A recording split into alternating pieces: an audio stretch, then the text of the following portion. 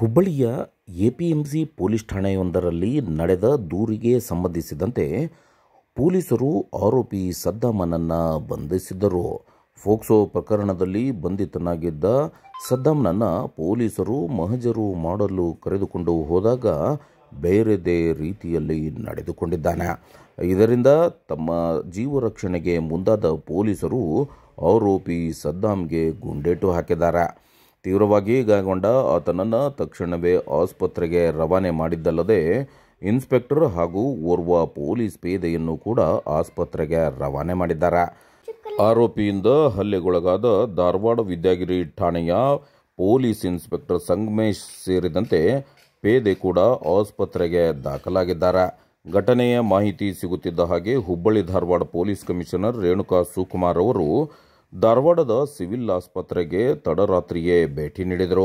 ಅಷ್ಟೇ ಅಲ್ಲದೆ ಗಾಯಗೊಂಡ ಸಿಬ್ಬಂದಿ ಹಾಗೂ ಆರೋಪಿಯನ್ನು ನೋಡಿದ ನಂತರ ಪೊಲೀಸ್ ಕಮಿಷನರ್ ಅವರು ಘಟನೆಯ ಬಗ್ಗೆ ವಿವರವಾಗಿ ಮಾಹಿತಿ ನೀಡಿದ್ದಾರೆ.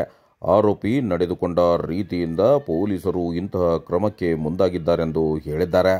ತಡರಾತ್ರಿಯಿಂದಲೇ ಘಟನೆ ನಡೆದಿದ್ದರಿಂದ ಪೊಲೀಸರು ಎಲ್ಲ ಅಧಿಕಾರಿಗಳು ಕೂಡ ಜಮಾವಣೆ ಮಾಡಿದ್ದರು. ಇದೇ ಸಂದರ್ಭದಲ್ಲಿ ರೇಣುಕಾ ಸುಕುಮಾರ್ ಅವರು ಗಾಯಗೊಂಡ ಇನ್ಸ್ಪೆಕ್ಟರ್ ಸಂಗಮೇಶ್ ಅವರು ಹಾಗೂ ಪೊಲೀಸ್ ಪೇದೆಗೆ ಧೈರ್ಯ ಹೇಳಿದ್ದಲ್ಲದೆ ತೀವ್ರವಾಗಿ ಆರೋಗ್ಯ ಸುಧಾರಿಸಲಿ ಎಂದು ಹೇಳಿದರು. ಇದೇ ಸಮಯದಲ್ಲಿ ಆರೋಪಿಯನ್ನು ಹೆಚ್ಚಿನ ಚಿಕಿತ್ಸೆಗಾಗಿ ಹುಬ್ಬಳ್ಳಿಯ ಕಿಮ್ಸ್ಗೆ ರವಾನೆ ಮಾಡಿದ್ದಾರೆ. ಘಟನೆಯ ಬಗ್ಗೆ ವಿವರವಾಗಿ ಪೊಲೀಸ್ ಕಮಿಷನರ್ ರೇಣುಕಾ ಸುಕುಮಾರ್ ಅವರು ಮಾಹಿತಿ ನೀಡಿದ್ದು ಇಲ್ಲಿದೆ ನೋಡಿ. ಇವತ್ತು ಎಪಿಎಂಸಿಯಲ್ಲಿ ಏನು ಒಂದು ಮೈನರ್ ಹುಡುಗಿ ಮೇಲೆ ರೇಪು ಮತ್ತು ಪೋಕ್ಸೋ ಕೇಸು ರಿಜಿಸ್ಟರ್ ಆಗುತ್ತೆ. ಆ ಕೇಸಿಗೆ ಸಂಬಂಧಪಟ್ಟ ಆರೋಪಿಯನ್ನು ಪತ್ತೆ ಹಚ್ಚಲಿಕ್ಕೆ ನಾವು ಬೇರೆ ಎಲ್ಲ ಕಡೆ ಟೀಮ್ಸ್ನ ಕಳಿಸಿದ್ವಿ. ಅದರಲ್ಲಿ ಒಂದು ಟೀಮಿಂದ ನಮಗೆ ಮಾಹಿತಿ ಸಿಗುತ್ತೆ, ಇವನು ಒಂದು ಸ್ಟೇಷನಿಂದ ಸುಮಾರು ಒಂದು 5-6 ಕಿಲೋಮೀಟರ್ ದೂರದಲ್ಲಿ ಆರೋಪಿ ಪತ್ತೆಯಾಗಿದ್ದಾನೆ ಅಂತ ಹೇಳಿ. ಪತ್ತೆಯಾಗಿರೋ ಆರೋಪಿಯನ್ನು ಸ್ಟೇಷನಿಗೆ ಕರೆತರಲಿಕ್ಕೆ ಮುಂದಿನ ತನಿಖೆ ಸಂಬಂಧ ನಮ್ಮ ಇನ್ಸ್ಪೆಕ್ಟ್ರು ಮತ್ತು ಅವರ ಟೀಮ್ ಹೋಗ್ತಾರೆ. ನಮ್ಮ ವಿದ್ಯಾಗಿರಿ ಇನ್ಸ್ಪೆಕ್ಟರ್ ಸಂಗಮೇಶು ಮತ್ತು ಅವರ ಟೀಮ್ ಹೋಗ್ತಾರೆ. ಒಂದು ಅರೌಂಡ್ 11:30 ಸುಮಾರಿಗೆ ಅವನಿಗೆ ಸ್ಟೇಷನ್ಗೆ ಬೇರೆ ಫರ್ದರ್ ಫಾರ್ಮಾಲಿಟೀಸ್ ಮಾಡಲಿಕ್ಕೆ ಅಂತ ಹೇಳಿ ಕರ್ಕೊಂಬರ್ಲಿಕ್ಕೆ ಅಂತ ಹೊರಡ್ತಾರೆ. ಇವನು ಇನ್ನೇನು ಜೀಪಿಗೆ ಹತ್ತಿಸ್ಬೇಕು ಅನ್ನೋಷ್ಟರಲ್ಲಿ ಒಂದು ಎಲ್ಲಿ ಬಚ್ಚಿಟ್ಕೊಂಡಿದ್ದ ಒಂದು ಪೆನ್ ನೈಫ್ ತಗೊಂಡು ಮೊದಲು ನಮ್ಮ ಕಾನ್ಸ್ಟೇಬಲ್ ಅರುಣ್ ಅಂತ ಹೇಳಿ ಅವರ ಲೆಫ್ಟ್ ಭುಜಕ್ಕೆ ಅಟ್ಯಾಕ್ ಮಾಡ್ತಾನೆ. ಇಮಿಡಿಯೇಟ್ ಅವನ್ನ ಕಂಟ್ರೋಲ್ ಮಾಡಲಿಕ್ಕೆ ಅಂತ ಹೇಳಿ ಕೆಳಗೆ ತಳ್ಳಕ್ಕೆ ಹೋಗ್ತಾರೆ. ಕೆಳಗೆ ಬಿದ್ದವನು ಮತ್ತೆ ಅದೇ ಚಾಕು ತಗೊಂಡು ನಮ್ಮ ಇನ್ಸ್ಪೆಕ್ಟ್ರಿಗೆ ಮಂಡಿ ಮೇಲೆ ಮತ್ತು ಲೆಫ್ಟ್ ಆ್ಯಂಕಲ್ ಮೇಲೆ ಗಾಯ ಮಾಡ್ತಾನೆ. ಸೊ ಅವನ್ನ ಕಂಟ್ರೋಲ್ ಮಾಡಲಿಕ್ಕೆ ಮತ್ತು ಸೆಲ್ಫ್ ಡಿಫೆನ್ಸಲ್ಲಿ ಮೊದಲು ಒಂದು ಏರ್ ಫೈರ್ ಮಾಡ್ತಾರೆ.